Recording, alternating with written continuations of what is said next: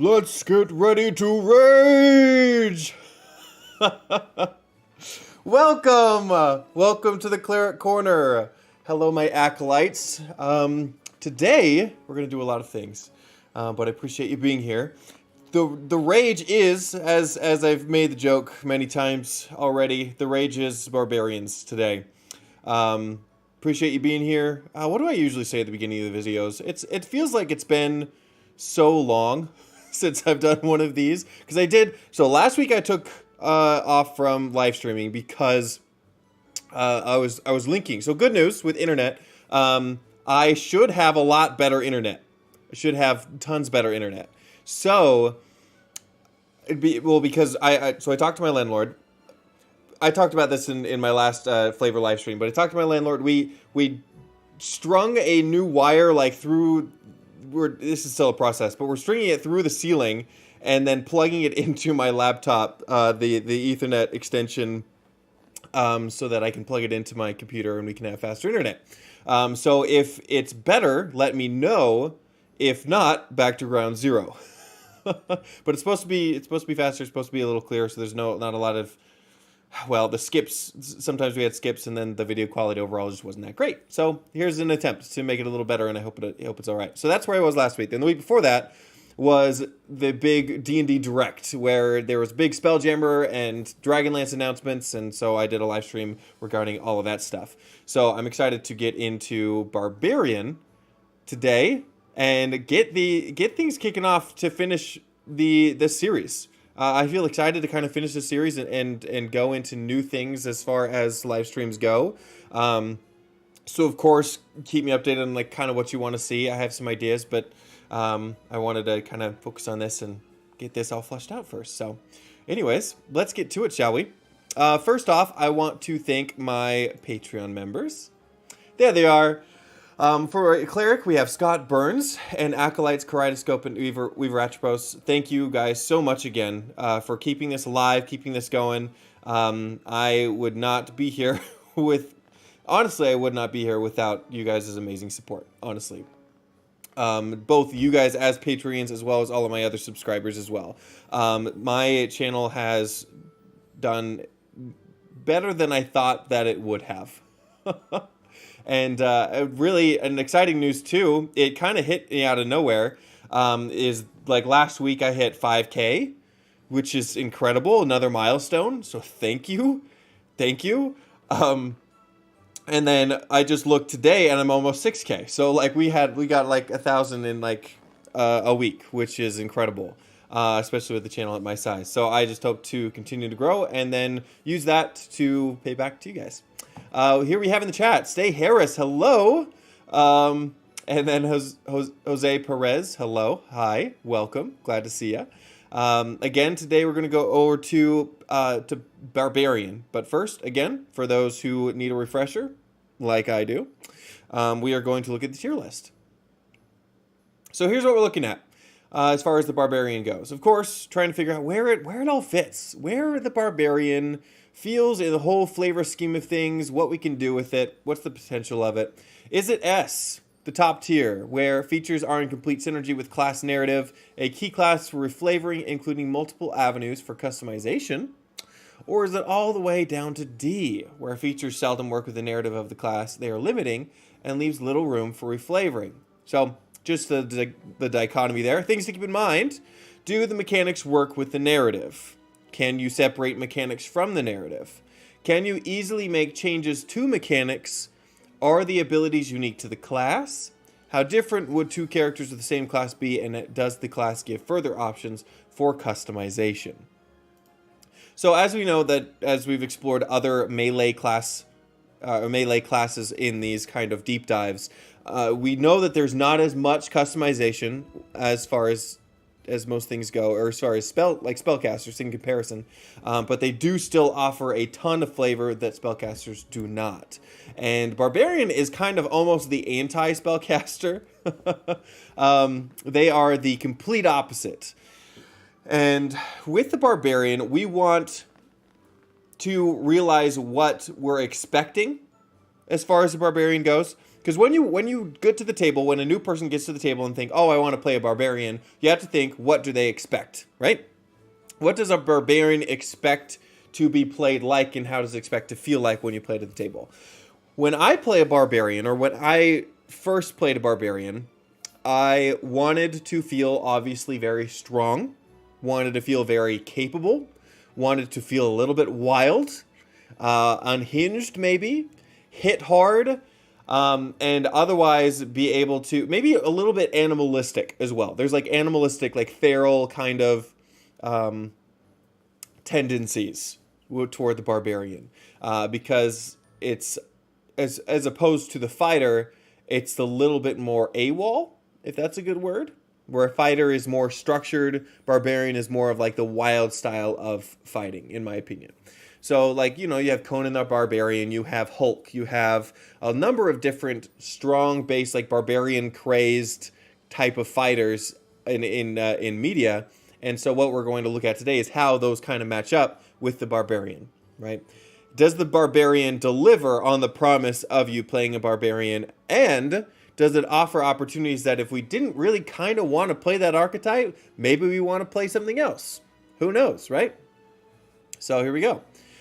With Saris, hello. We see him, her, they, I don't know, in the chat. Again, will it be a thing where they add like pronouns to like YouTube commenters or things like that? I don't know. Just a thought. Okay. Let's look. Here we go. In the Barbarian, we have, oh, where'd my mouse go? In the Barbarian, let's read a little bit of what we're getting into here. So, primal instinct. People of towns and cities take pride in how their civilized ways set them apart from animals, as if denying one's own nature as a mark of superiority. To a barbarian, though, civilization is no virtue, but a sign of weakness. Okay, so we're getting some of the animalistic vibes there. The strong embrace their animal nature, keen instincts, primal physicality, and ferocious rage. Barbarians are comfortable when hedged in by walls and crowds. They thrive in the wilds of their homelands, the tundra, jungle, grasslands, wherever their tribes live and hunt. Barbarians come alive in the chaos of combat. They enter a berserk state where rage takes over, giving them superhuman strength and resilience. A barbarian can draw on this reservoir of fury only a few times without resting, but those few rages are usually sufficient to defeat whatever threats arise.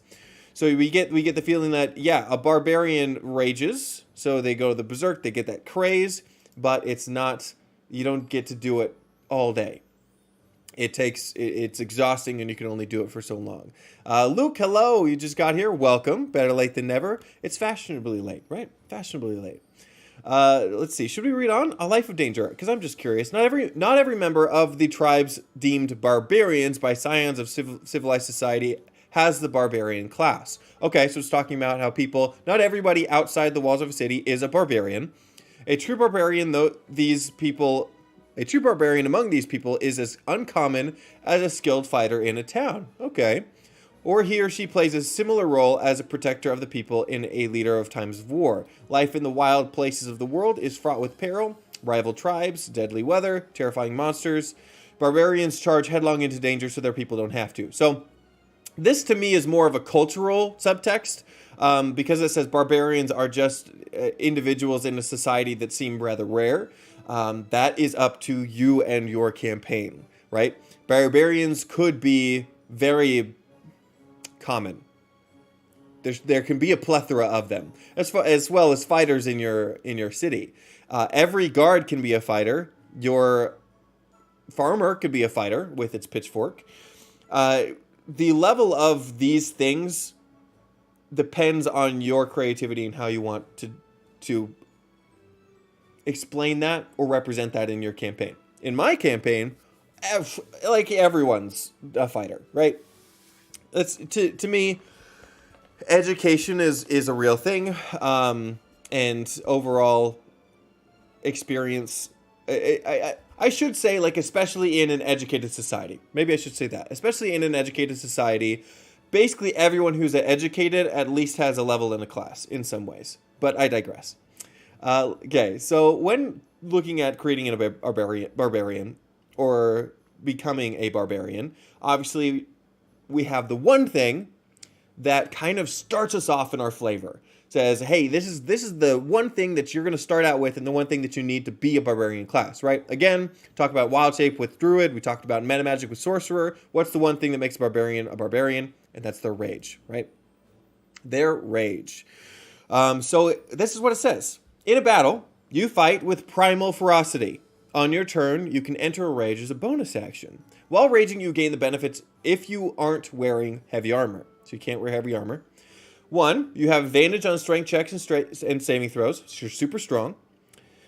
2, when you make a melee weapon attack using strength, you gain a bonus to a damage roll that increases as you gain levels as a barbarian, as shown in the rage damage column of the barbarian table. So if we go up, rage damage here on the far side, rage damage.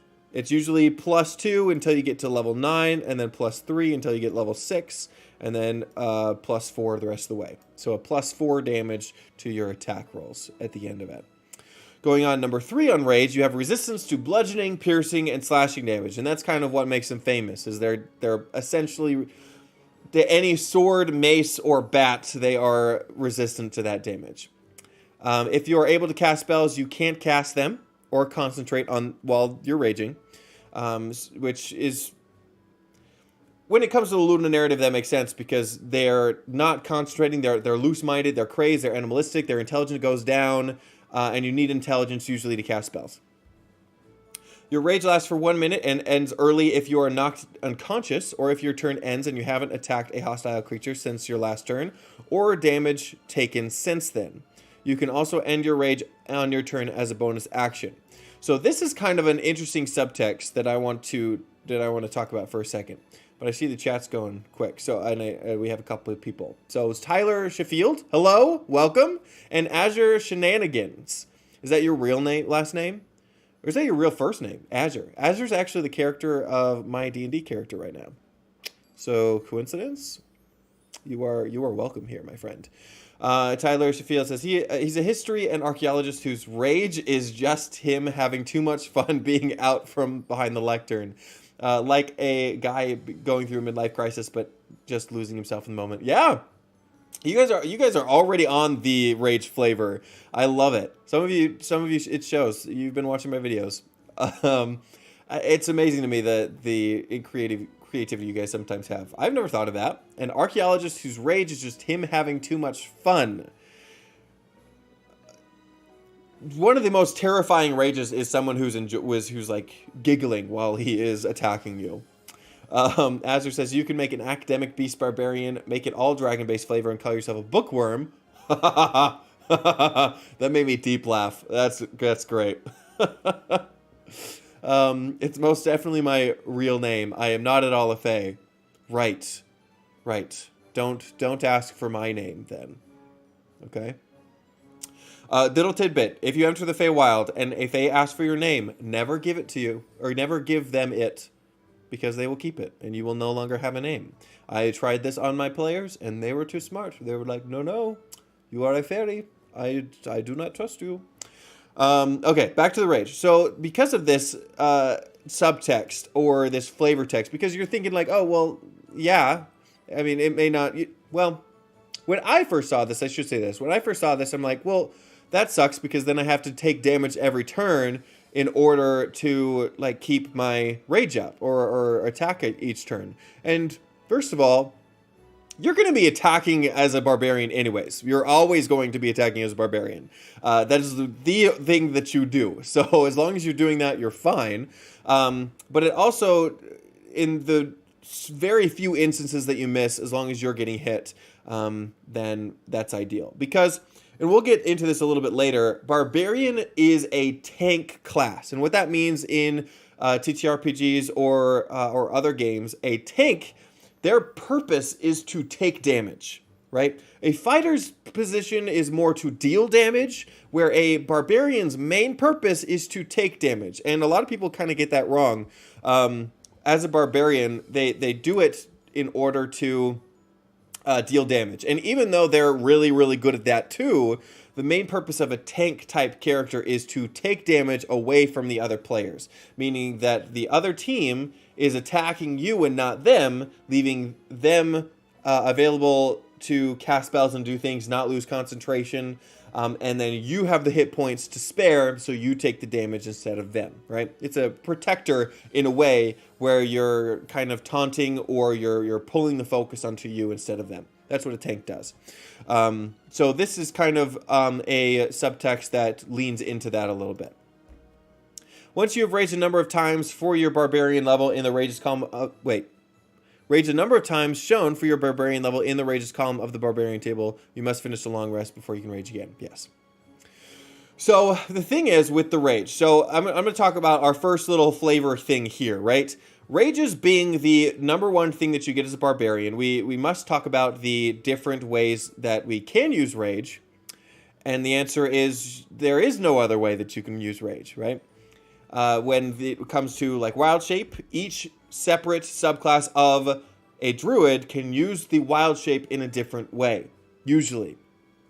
Meaning that instead of turning into an animal, they can use that expended slot or that resource to do a different ability, to do a different feature. And they have the choice within that. Barbarians, however, do not really have that opportunity. There are sometimes tacked on like the wild magic when you do a... I think, yeah, when you enter a rage, you roll on the wild magic table to determine a magical effect. Meaning that when you do rage, sometimes things are added onto that. But the rage mechanic stays the same. You're always raging. Oh, hello. We have a couple more people entered the chat. Yeah, Azure. On a random note, what's your name? You can't have it. I said at the beginning, though, didn't I? I didn't. Haha. Basement made... Tapes, hello. I like playing Barbarians like they are a force of nature. They are my favorite class, but I want them to have more mechanical options. Yeah, true. Barbarians was actually my first ever class that I played in a campaign. I shouldn't say like, because I did like one-shots or like I tried a few different shorter games before then. My first real character was a druid, but my first like long-term campaign, like I'm playing this and I'm playing this for a long time, it was a Barbarian. And hey, if we have some time at the end of the stream, maybe I'll pull him up because he's pretty awesome. But yeah, I did feel like there was a lack of mechanical options. But there is still so much that you can do with it. And there's a reason why there is so much love for this class. We have DP enter the chat. Barbarian's Rage reflavors fundamentally change the flavor of the class. Third-party supplement Grim Hollow has a Path of the Fractured, which grants benefit for non-rage and rage. Oh, that's interesting. Maybe I'll have to look into that. And then Christian Roberts, hey, everybody, this is my DM. I love the Path of the Fractured, such a fun and well-thought-out subclass. What? You need to show me tomorrow. We'll need to go over this. And then Azure, fun fact, subclass Rage's features work while in heavy armor, but the main bonuses don't? Really? I thought it said that you did, or that you needed it. With the rage? Benefits. The following benefits if you aren't wearing heavy armor. Yeah, I mean, I guess you can go into a rage, but not benefit from anything. Sure. What I would like to see is different things with the rage, right? Because we talked about, and if you've seen my video, my Better Class series video on the Barbarians, I did talk about how rages can look differently, right? So instead of like instead of a madness, instead of a ferocity, instead of an anger, you can have a joy, like previously talked about in the chat. You can have an intense sadness where you're crying over the person as you're like wailing on them. You didn't want to do it, but you had to. It could be anxiety, where you can, it basically as a reaction to being stressed, you go into this state. Or it could be like a meditative. It's a peace, a calm. It could be a state where you push your mind away and you let something else take over, and then you become this other thing. Oh, very, very Moon Knight in a way. But if that's the case, if you can do those things, sometimes that may aid to different mechanics. I would love to see, and I'm actually maybe in the works of putting something like that together, where you can choose what your rages do. So in different emotions or different emotional states, you can do different things. Like if you're let's take the meditation, right? If instead of you're in an anger state, you're in a meditative calm state, right? Maybe you gain some temporary XP while you do that. Maybe you can take the dodge action as a bonus action. And I'm pulling maybe some from some monk mechanics, right? And I think that's all right because, spoiler alert, we'll get into it, but the fighter or the barbarian already has a couple. The calming could be, let's see. Maybe if you, I'm just spitballing. Maybe if you do multi-class into spellcasting, it can allow you to have benefits to concentration. It can help you roll higher on. No, that's before combat rolls. But you see what I'm saying, right? Where sadness can be it has maybe a slowing effect on the enemy. I don't know. But I think that there's a lot of more potential that you can do with the rage. And I hope that we can see that in the future. Do I think that there will be? No, I don't think so. I do not think that there will be more to the rage mechanic as we do see currently. And so other things that you can flavor the rage, obviously we talked about what was it? A digger, a archaeologist. That's right. It was an archaeologist before. But this could also be like going into an undead state, right? We talked about a rage. This is very much like the like if a resistant skeleton, right, or a zombie. They have abilities that push them away from death or keep them from dying. This in the same way. This can be a transformation to become larger or tapping into like a giant blood, right? Tapping into your giant kin, or if you're a descendant from giants, things like that. There is so much that you can do with the rage as far as flavor goes. And so because of that, I do appreciate it. I think that there, again, is a lot more that we can do with the rage power source or the rage supply pool, if that's the word. But you can still do a lot with it currently, as it is. Let's see. We have Stay Harris. Alternate for rage is definitely not heavily explored space. Oh yeah, it's definitely not heavily explored space. I'm thinking. How do you use like a space rage? What does a space rage look like? And that might be cool, like a cosmic rage. Guys, I'm getting ideas.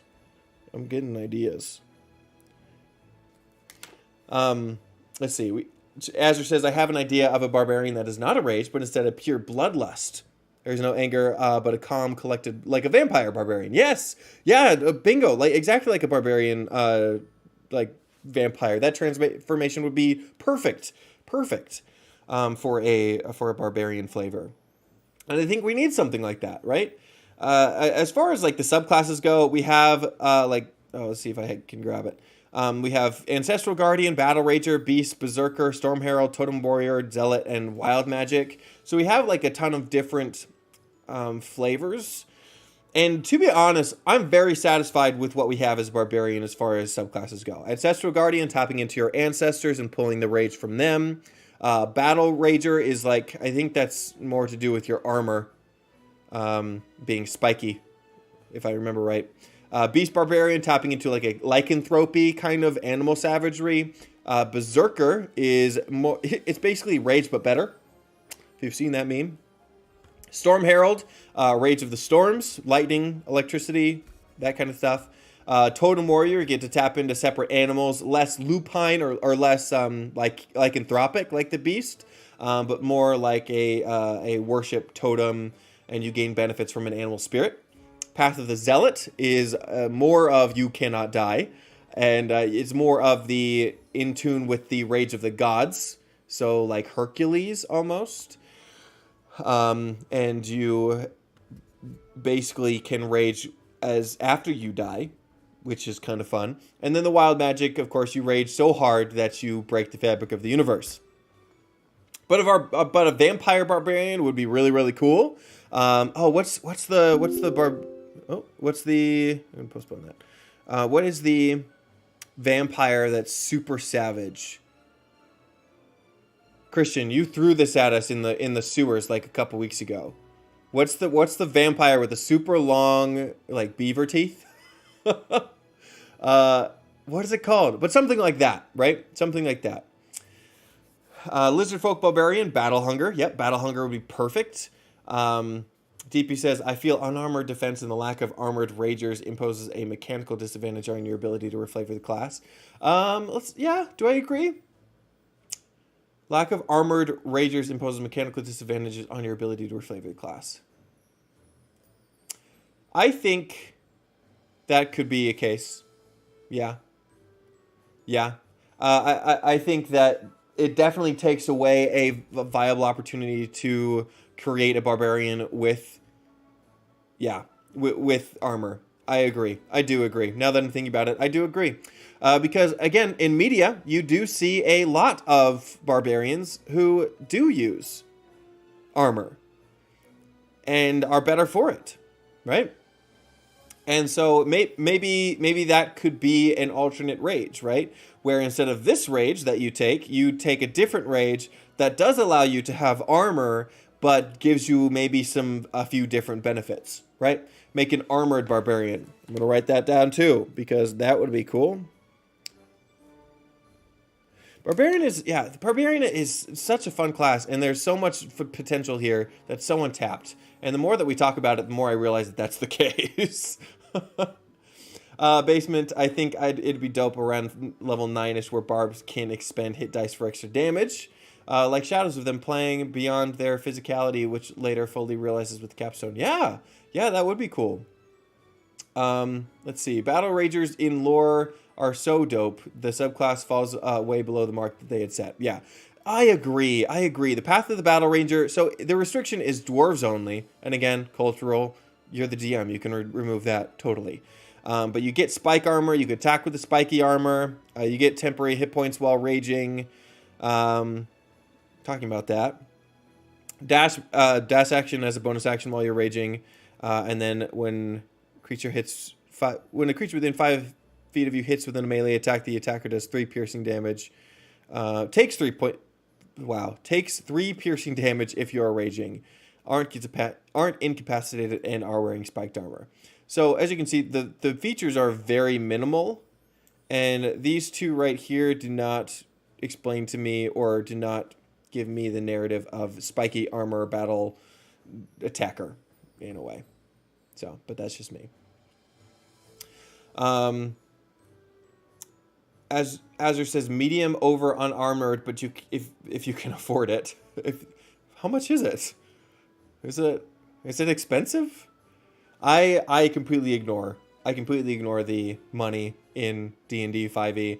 That's a whole nother topic and a whole nother video. But in a lot of cases in D&D 5th edition, if you are making something to sell it, you are losing money. So you know that? Another subscriber brought this up to me. And basically, in most cases, if you are making something in the, I think an example would be a scroll or a lot of other things, you are losing money when you make them because the cost to make them is more expensive than what they are sold for or what is laid out to be sold for in the handbooks, which is very interesting. Christian Roberts, it came out in Van Richten's as a vampire that doesn't control its thirst. Okay, we got to figure out what this name is, guys. What is the name of this creature? Let's see. This is my barbarian that I might show you guys later, but let's see here. Van Richten's. Let's go. Sources. It's on the tip of my tongue. The creature is on the tip of my tongue. And then those of you who are looking into this, you can kind of use this as a reference. Okay, where is it? I know the picture. Are you sure it's in Van Richten's? There it is. Ho ho ho! A Nosferatu. Christian Roberts, you got me. You got me right as I was pulling it up. Nosferatu. This little beastie boy. Didn't I? Yeah. See? You see the beaver teeth? Yeah, this thing is creepy. Teeth like that scare me more than like the regular vampire teeth goes, because look how long that stuff is. Like, look how deep that goes in the neck. But yeah, Barbarian, like based on a Nosferatu, would be incredible. Something that's like battling this animal savagery that this obviously has, right? So, anyways. Back to the Barbarian. If you guys, so the chat is going pretty fast right now, so I can't keep up. So if you do have a question, yeah, if you do have a question, put question in all caps right before your comment so that I can kind of pick it out so I can read it. But there's another thing that I want to bring up with the Barbarian is their continued abilities. And kind of, again, how that fits that Ludo narrative of this rage-filled, animalistic fighter, right? We have unarmored defense, which while you are not wearing armor, armor class equals 10 plus your dex plus your constitution modifier. You can still use a shield and gain its benefit. So this obviously gives you the option again that I guess it's continuous, right?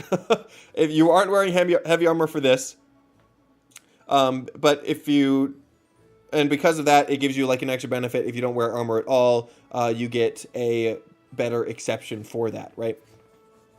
I do wish that this was a strength modifier instead of constitution modifier, because they do get multiple ability dependent, because they're obviously a rage class most of the time.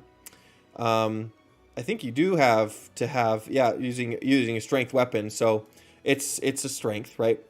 It should, to me, it would be better if that was a strength modifier plus your constitution modifier. Or even dex plus strength. Would that be weird? I don't know. But, again, this unarmored defense helps the rage feature kind of complete. And you can always reflavor, right? You can say that you don't have armor, right? You can say that this right here is your armor, right? Your unarmored defense just happens to be renamed hide armor, and then your armor class equals 10 plus your dex plus your con, right? And then you can make your armor look however you want. Again, aesthetics is free. You can always have certain aesthetics, and I'd allow that in my table. Again, it's the armor that you're wearing, and let's say your Barbarian gets a magical item like a magical armor, and it's tough in D&D Beyond because it like automatically attaches, but I mean, if you're playing at a table where you can just give them the ability without them having to like have disadvantage on everything, etc., then you can do that as well. Again, it's your table. You can do what you want, and you can change things how you want as you see fit if you feel things are bad, right? Question by Yuki. The Adoraburb? Is it like adorable and bird? Birds are adorable. I like birds. Never had a bird. Question, why can't it be disappointment? Not just angry, but disappointed? Yeah. Azure says the rage of a parent, maybe a disappointed parent, right? Or a disappointed child. Yeah, I could definitely see that. A disappointed state where maybe you keep missing somebody and you're disappointed in yourself, and so you kind of go into this state where you're like, I can't make a mistake again. I can't be a disappointment. I have to succeed. I have to be this person, and so you kind of make that switch. That'd be interesting. Here we have reckless attack, which is, so this is the first time that we see more of the tank-like feature. This is where it gives you an actual ability to say, hey, this, in a way, this is how you're going to get people to attack you instead of somebody else's, right? You can throw aside all concern for defense when attack with fierce desperation. When you make your first attack on a turn, you can decide to attack recklessly. Doing so gives you advantage on a melee weapon attack rolls using strength during this turn, but attack rolls against you have advantage until your next turn. So it's kind of a taunt, right? So as you're attacking recklessly, the enemy knows that if they attack you, they will be rolling at advantage. They'll be more likely to hit you and do damage to you than they would be anyone else, right? And although that might not be the case, if depending on your armor class versus the wizard's armor class, but I digress. The reckless attack gives you like a taunt feature, and it doesn't tell you right away that this is a taunt feature, but that's essentially what it's doing, right? Unfortunately, this is the only tank ability that you're going to get. Why is this keep going? This is the only tank feature that you're going to get. There's no other way as a barbarian, as far as the base class goes, where you are taunting someone else or forcing other people to attack you instead of other people. Unfortunately, I think that there should be more, personally. And in fact, on my website, you can see a Path of the Charmer that I made where you can actually charm individuals to attack you instead of other people, and force them long term to do so. Which I think is a better alternative to a tank that I've seen. So anyways, not self-plug, but you can see that in the description or on my website. But I do think that this is very much needed for a barbarian class to use. Danger sense. You get an uncanny sense of things nearby as they should be, giving you an edge. You have dexterity saving throws against effects that you can see, such as traps and spells. To gain this benefit, you can't be blinded, deafened, or incapacitated. I think barbarians get proficiency in both saving throws of strength and strength and constitution. So you're not even proficient in the dexterity saving throw, and they're using your dex saves to dodge against traps and spells. Come on. I have opinions about this. I think it should be strength, right? And I get, like, you're kind of jumping out of the way, and maybe that's more dexterity. It's a reaction. So, yeah, I get it, right? I get it. But as far as Barbarian goes, I think it would be interesting to have a strength to be used maybe to push yourself out of the way or push others out of the way, right? Using a danger sense to instead use a strength saving throw to help a other person leave the area of effect for a trap, and you take the damage instead. Again, like a tank. Right?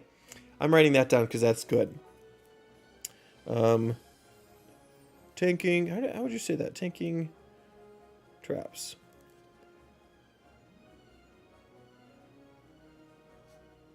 There we go.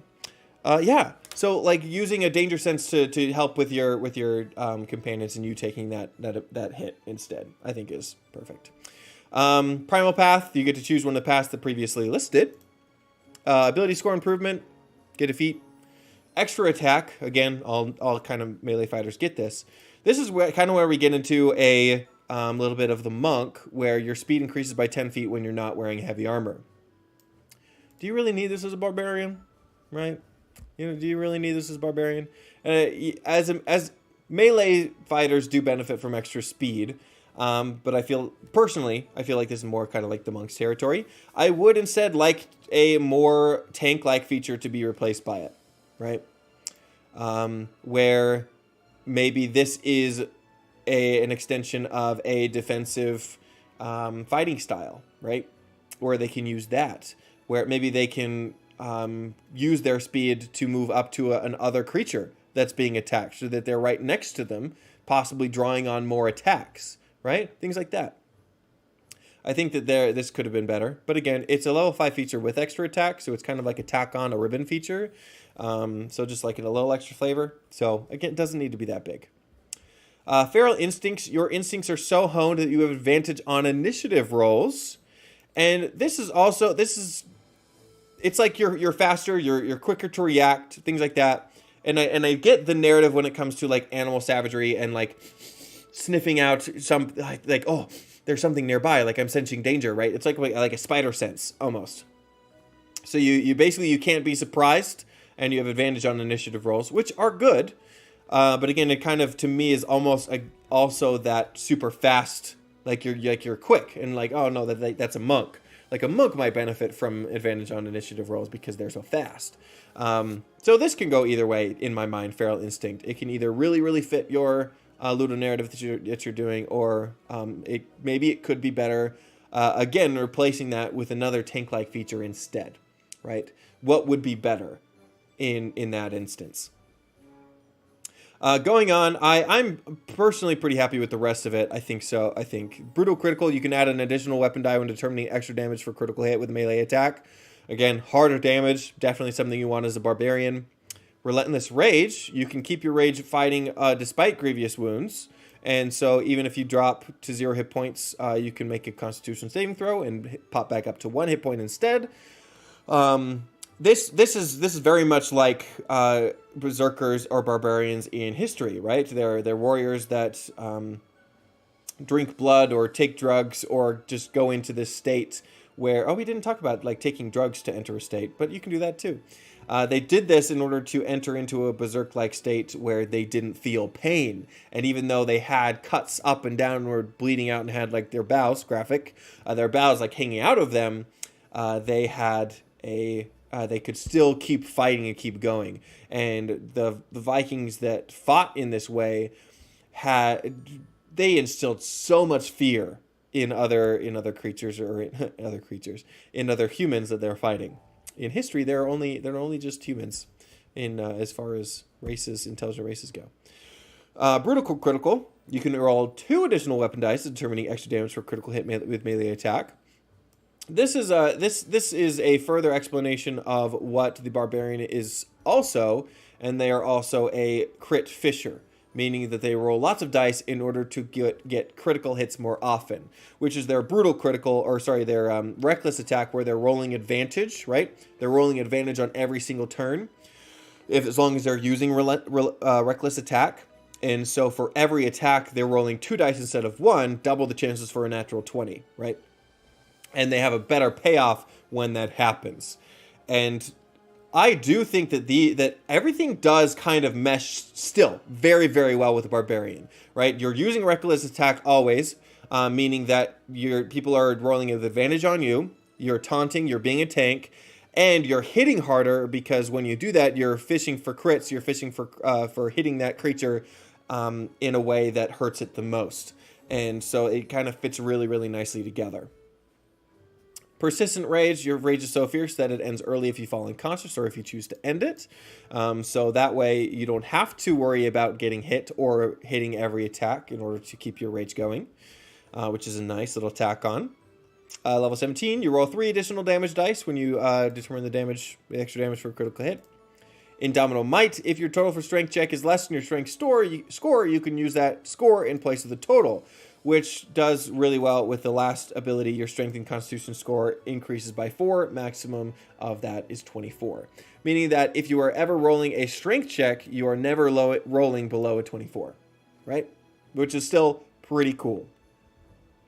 So that's the Barbarian. Oh, and then we got some optional class features in the Tasha's Cauldron of Everything. When you reach 3rd level, you gain proficiency in one skill of your choice, giving the Barbarians a little bit more skills as far as, because they were lacking in the skill department, giving them a little bit more things that they're good at outside of battle.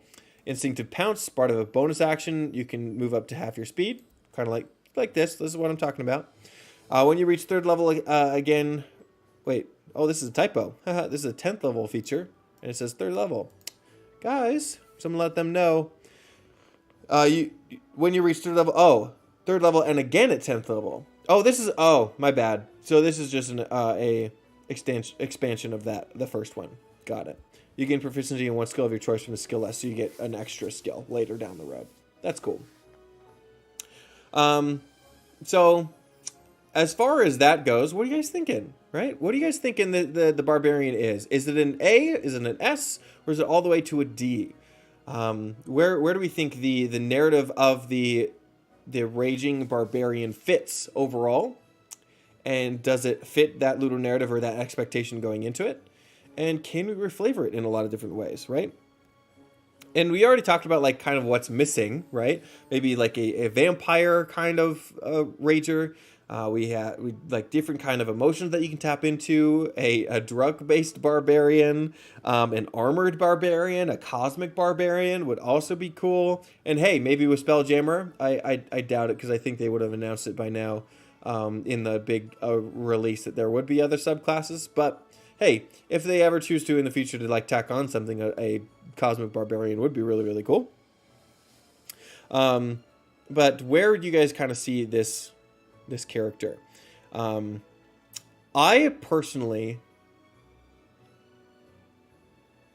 am on the fence. You know, I'm personally on the fence. Because at one end we have a great chance at the Barbarian to become something that none other things are, which is a tank. But we kind of miss out on that with it just being a fighter, a stronger hitting fighter. And doing the same thing that a fighter does, which is just deal damage, right? And in fact, you can argue that the rogue does that a little bit better.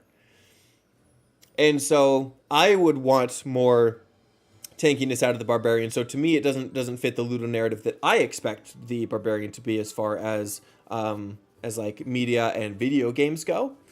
But if you're just looking for a strong type fighter that's focused on strength and a little bit of like a primal nature to it, this definitely fits the bill, right?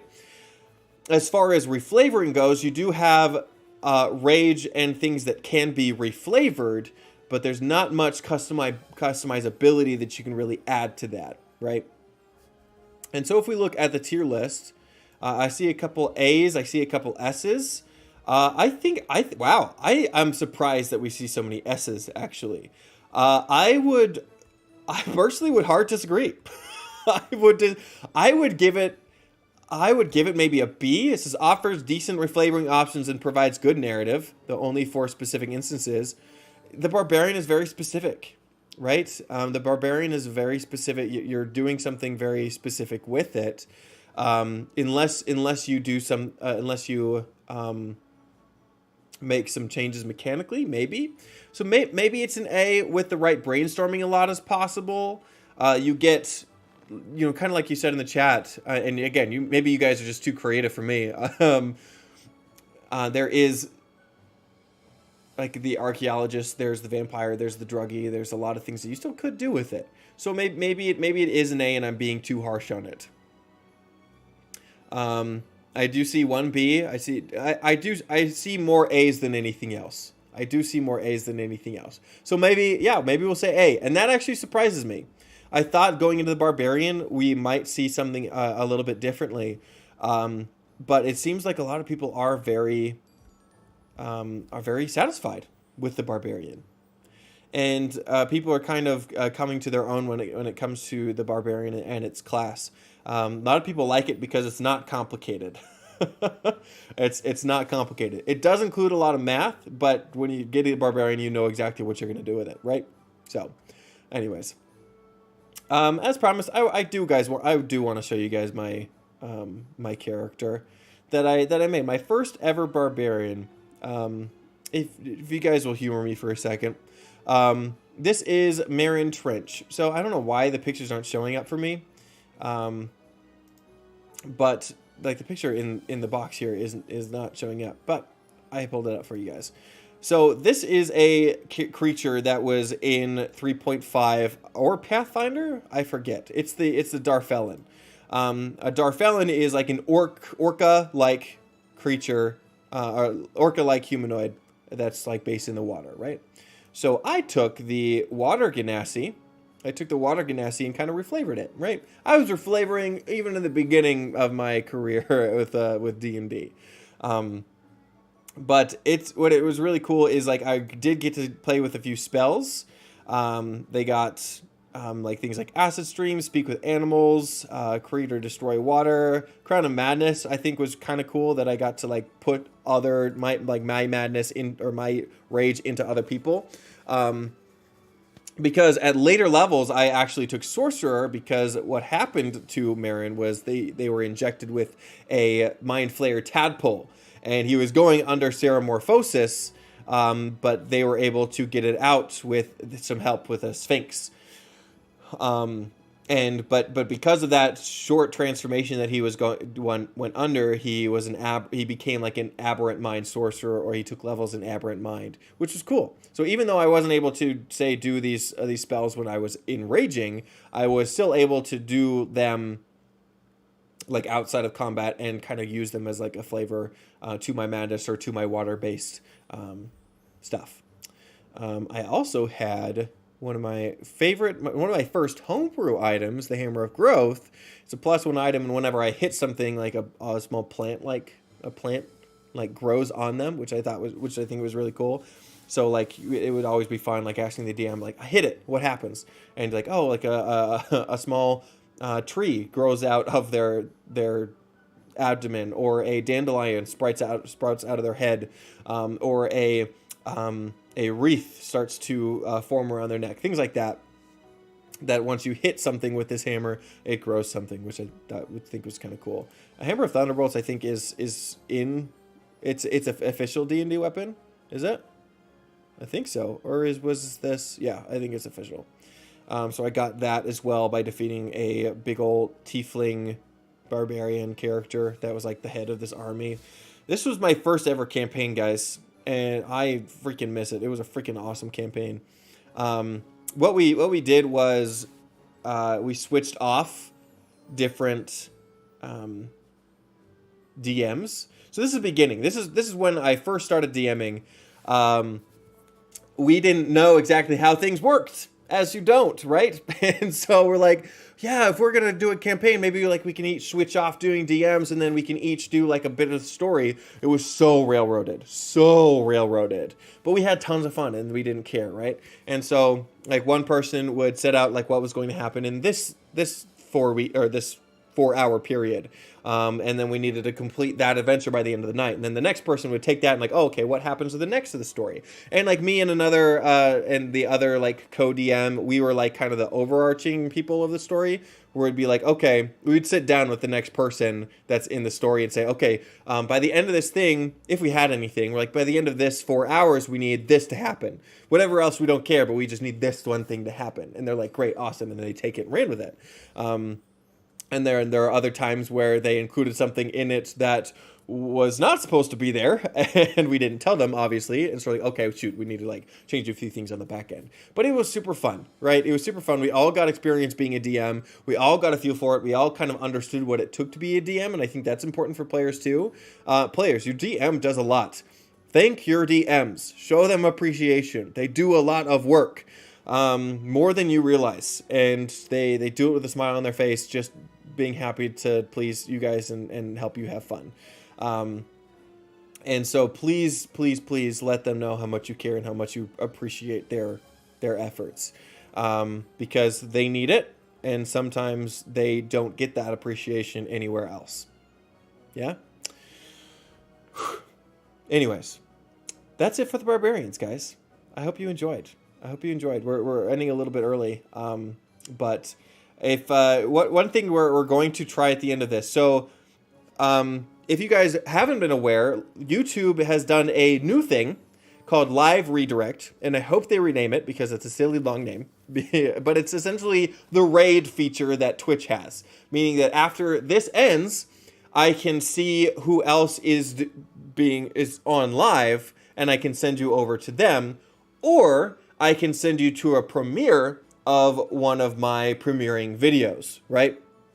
And so I checked right before I got on. I didn't see anybody that was also doing live streams. So what I'm going to do is I'm going to send you over to what's on premiere for tomorrow, which is a video about better swarm keepers, right? Swarm keeper ideas and reflavors of a specific subclass. I'm trying something new.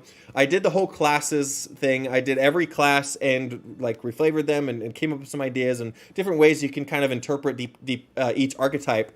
And so this is the first time I'm diving into a subclass, kind of like digging deep into like a smaller genre, I guess you could say.